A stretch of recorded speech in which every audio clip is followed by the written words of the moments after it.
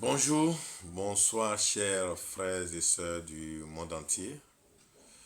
Merci d'être câblés. Ici c'est Sylvain Adoro, alias Maître Bobos. Je suis socio-anthropologue, consultant spirituel, prêtre du phare, prêtre du vaudon, chiromancien, numérologue, kabbaliste, que sais-je encore.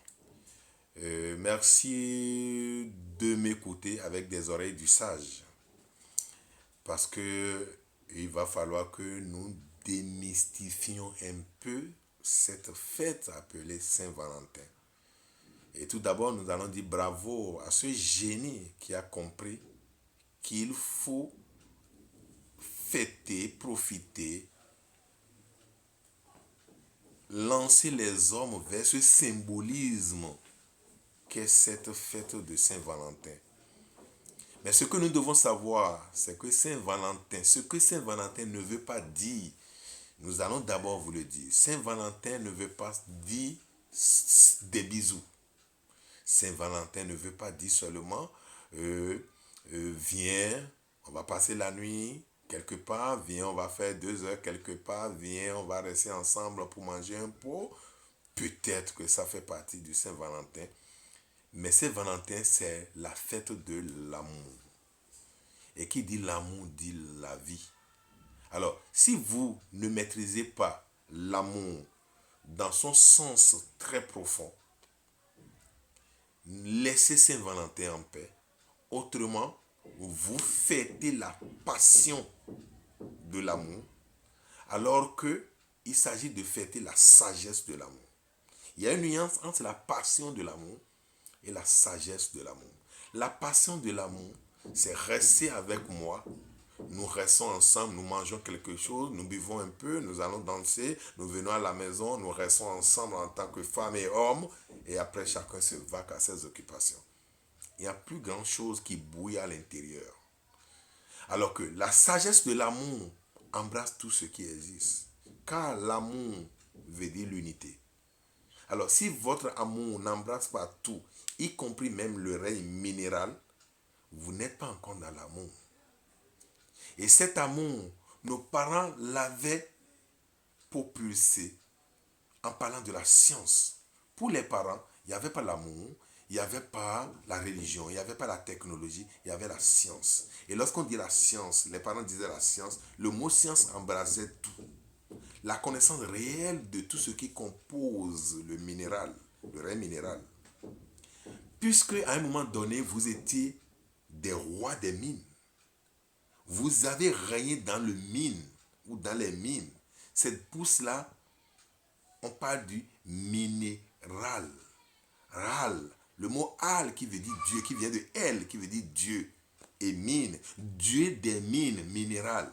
Et on est allé jusqu'à dire règne minéral. Le règne, lorsqu'on parle de règne, ça veut dire que vous avez été roi. Entre-temps, vous étiez dans l'apparence des mines et vous avez régné. Et parce que vous avez régné, et fini avec ça, et votre règne fini, lorsque Jésus est allé à s'asseoir à la droite du Père, il doit quitter là-bas pour venir juger les vivants et les morts. Et donc vous devez quitter encore. En langage fond d'Abomey, quand un roi finit, on dira la nuit est arrivée, Zankou. Et quand on prend un nouveau roi, on dirait le jour s'est levé, le jour. Et le jour va se lever dans l'autre classe de votre vie. Comme la nuit va arriver à un enfant de CM2, c'est-à-dire il vient d'avoir son CEP, et il va connaître le jour, le nouveau jour, lorsqu'il va commencer la classe de 6e. C'est ainsi la vie. Et donc lorsque vous avez fini à maîtriser, à donner tout votre amour dans ce qui compose le règne minéral, y compris même les hydrocarbures, y compris les cristaux, les roches sédimentaires, les granites, les basaltes, les gneiss, etc. Vous avez donné votre amour à tout cela. Vous avez rempli votre être de tout ce qui est pierre. Et vous savez bien le dire, les pierres précieuses. Pourquoi elles sont précieuses selon vous? C'est parce que votre conscience d'amour les a embrassées dans la dimension de beauté absolue. Sinon, pourquoi une pierre serait plus précieuse que d'autres? Elles sont des pierres. Votre regard l'a donné une dimension d'amour. Et quand vous avez fini, vous passez en classe supérieure, la classe de la végétation. On parlera du règne végétal. Et vous devez donner votre amour à tout ce qui est végétation. Malheureusement, vous allez prendre votre roue, vous allez sacler les plantes sans savoir ce que chaque plante pouvait le faire ou sans demander la permission à cette plante avant de l'arracher. C'est quand vous avez besoin de ces fruits ou quand vous avez besoin de l'utiliser comme produit pharmaceutique contre telle ou telle maladie que cette plante devient précieuse pour vous. Alors que tous les temps, vous devez déjà donner votre amour à cette plante. Et je vous l'ai dit, les meilleurs guérisseurs qui savent donner leur amour aux plantes, à chaque fois qu'ils arrachent ces plantes-là pour en faire des médicaments, la plupart du temps, ils réussissent toujours à guérir leurs patients parce que il y avait un préalable. Et quand vous finissez avec le règne végétal, vous, c'est-à-dire la nuit est arrivée au niveau du règne végétal, vous allez rentrer dans le règne animal. Et vous devez apprendre à donner tout votre amour aux animaux. Et les parents, vous savez, pour glorifier une déité, un vaudou tout simplement, ils ne tuent pas l'animal au même titre que ce qu'on fait dans les abattoirs.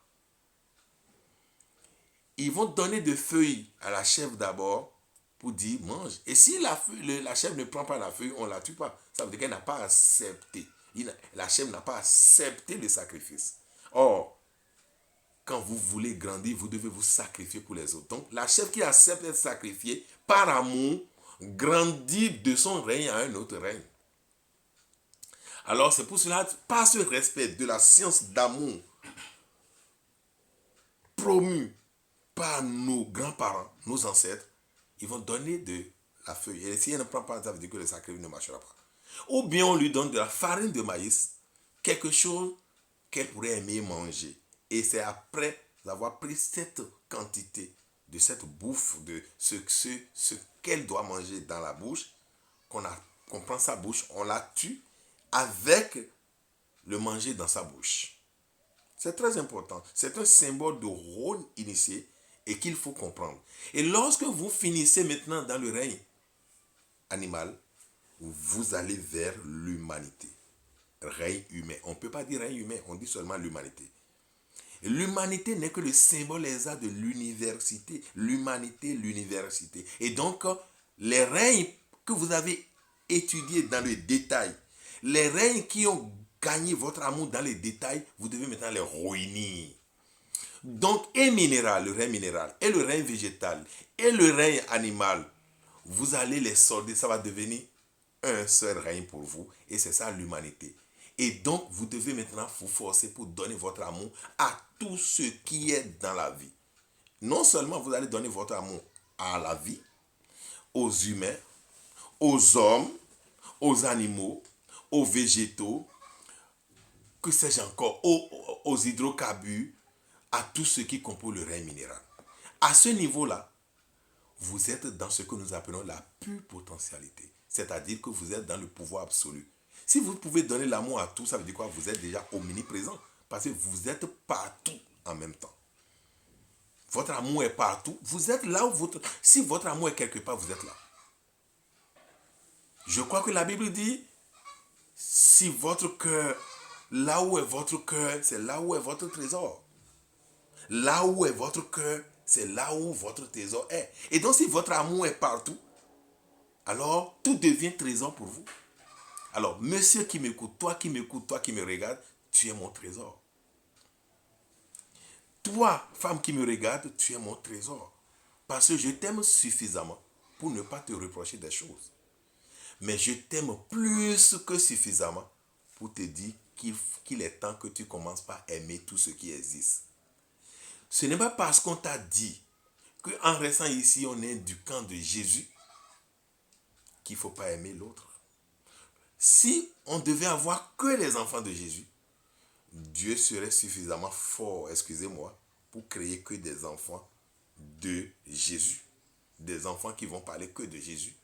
Cette manière de dire et de faire vous sépare de l'amour.